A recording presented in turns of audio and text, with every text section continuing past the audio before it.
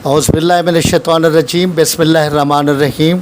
मेरे नाज़रीन और सामीन, मैं हकीम सलीम अब्बास आपका मेज़बान और आपके लिए एक बेहतरीन नुस्खा कब्ज़ कुशा के लिए लाया हूँ।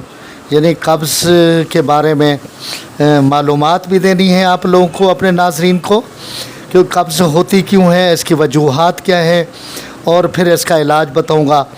तो मेरा जो नुक्ता नज़र है वो इस तरह कि अपने लाइफस्टाइल को तब्दील करना चाहिए, फिलफौर दवा का इस्तेमाल नहीं करना चाहिए। और ये कब्ज़ में जो है ये गट्स का जो रोल है बहुत अहम है, यानी आंतों का जो रोल है ये बहुत ज़्यादा है। Guts is important for human being, क्योंकि वो हम इसको सेकंड ब्रेन भी कहते हैं गट्स को ना। और ये जो फाइबर का ज़्यादा इस्तेमाल, इसका सिर्फ इतना फ़ायदा होता है कि बस ये स्टूल की मिकदार को ज़्यादा करता है, और बाकी जो है इसका कोई ज़्यादा अमल दखल नहीं है।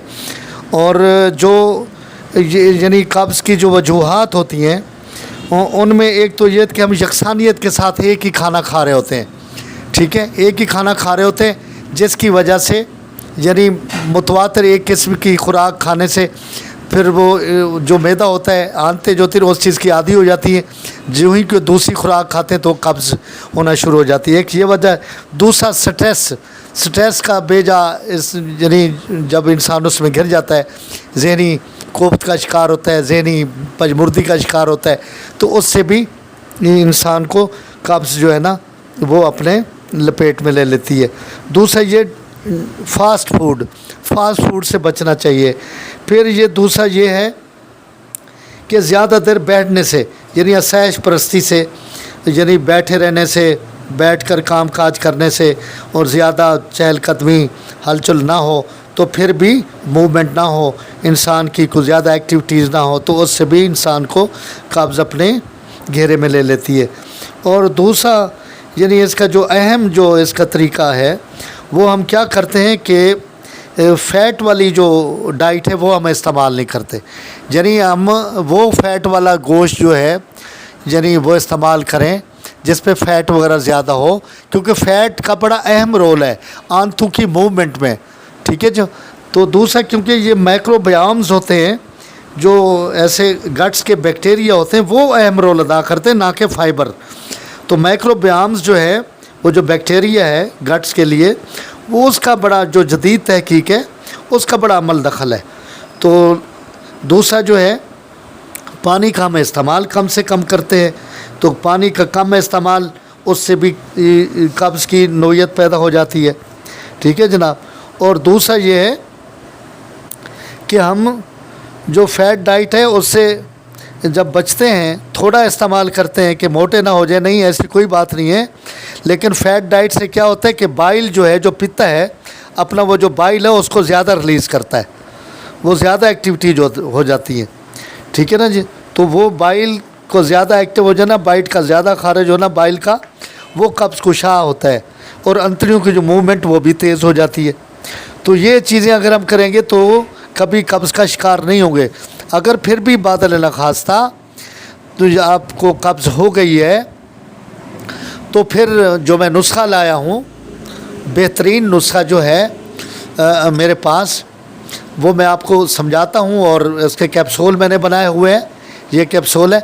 लेकिन मैं चाहूँगा कि मेरे वो नाज़रीन जो मेरे चैनल पे नए आए हैं वो कम से कम मेरे चैनल को जल्द अज जल्द जो है सब्सक्राइब कर लें, और बेल बटन को जो है ना वो भी प्रेस कर दें, ताकि मेरी आने वाली वीडियोस आप तक बर वक्त पहुँचती रहें, ठीक है। तो आते हैं अपने बेहतरीन कब्ज़ कुशा नुस्खे की जानिब, ठीक है। ये है जनाब, ये है सकमूनिया विलायती, ठीक है। ये बरतानिया के जो है ब्रिटिश का वो बेहतरीन सकमूनिया शुमार होता है।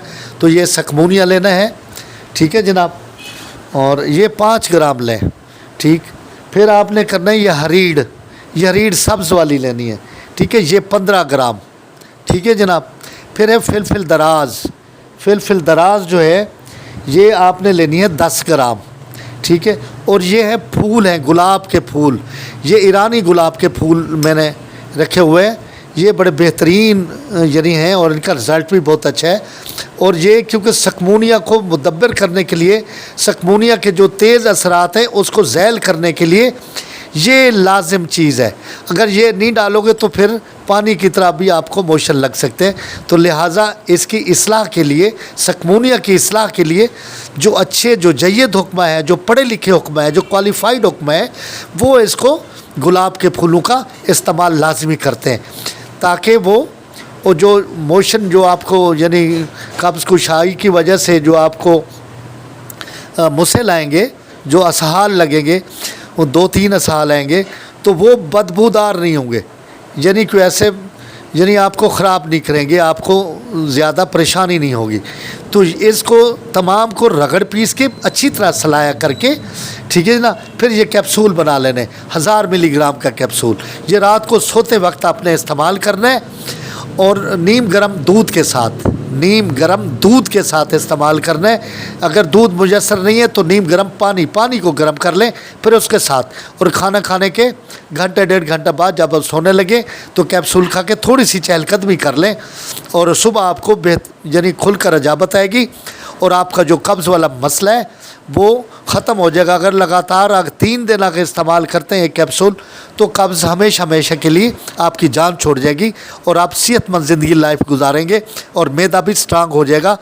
اور اس کے ساتھ ساتھ ویسے جو ذیلی فوائد ہیں، آپ کا کولیسٹرول اگر زیادہ ہے تو کولیسٹرول لیول بھی کم ہو سکتا ہے اس نسخے سے، اور دوسرا یورک ایسڈ کو بھی کم کرتا ہے. لیکن ہم نے جو اس کا استعمال زیادہ کیا ہے وہ قبض کشائی کے لیے. قبض کا توڑنے کا بہترین، اس سے بڑا کوئی نسخہ کوئی نہیں دے گا آپ کو. اور آپ بنائیں بھی، اگر نہیں بنا سکتے تو ہمارے مطلب پہ موجود ہے. ٹھیک ہے جناب. تو یہ میری ویڈیو اگر آپ کو پسند آئی ہے، یہ ساری چیزیں بنا کے آپ بنائیں. اگر آپ نے اس کو پسند کیا ہے میری ویڈیو کو تو لائک اور شیئر لازمی کرنا ہے میری ویڈیو کو. ٹھیک ہے جناب. اس سے آپ کو یہ فائدہ ہوگا کہ آپ کے جو دوست ہیں وہ آپ پہ خوش ہو جائیں گے کہ یار میرے دوست ہیں بہترین ویڈیو ہمیں سینڈ کی ہے اور ان کا بھی بھلا ہو سکتا ہے. ٹھیک ہے جناب. اللہ حافظ.